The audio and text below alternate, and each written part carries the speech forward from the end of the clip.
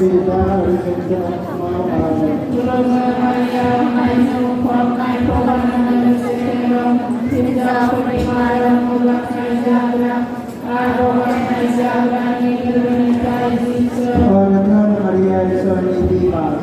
few moments later, a few minutes later, a few inches later, 12 seconds later, 3 days later, 3 weeks later, many months later, 6.5 hours later, 1 eternity later, 2,000 years later, 3:28 a.m. tomorrow, day 2, day 3, day 4.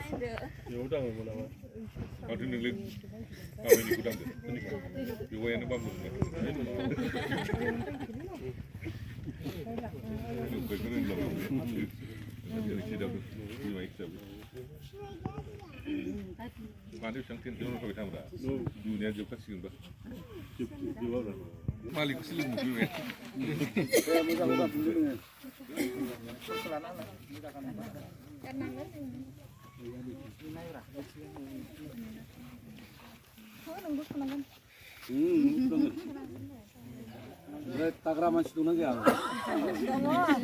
Bamnalang dah. Ini aku bamnalang lagi na.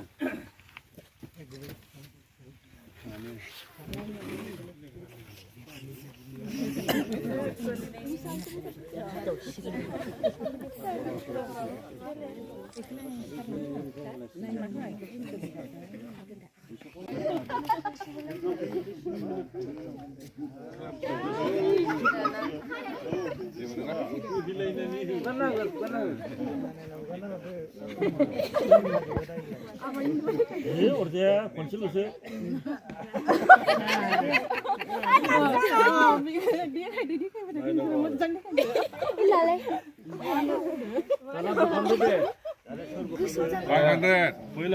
Rupees 500 lindai dong. Postan jauh.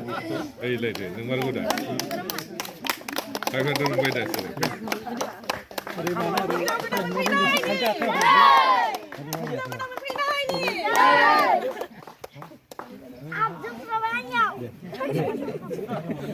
Oh, dia. Oh, dia kayak gitu. Dia postam pun tidak lah.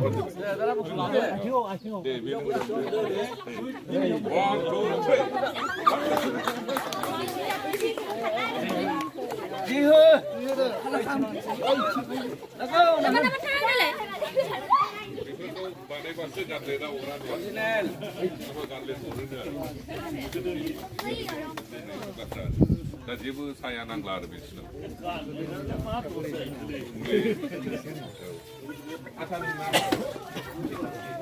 Ini akhirnya nangwer.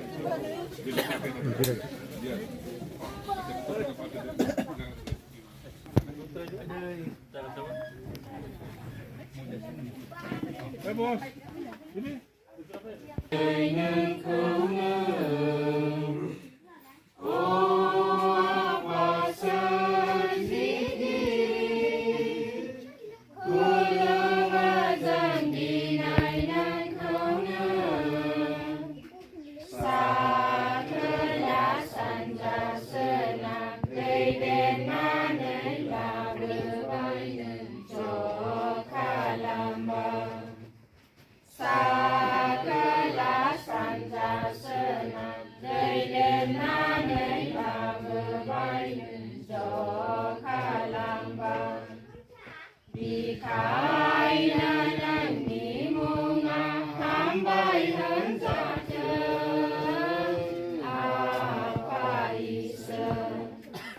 Ika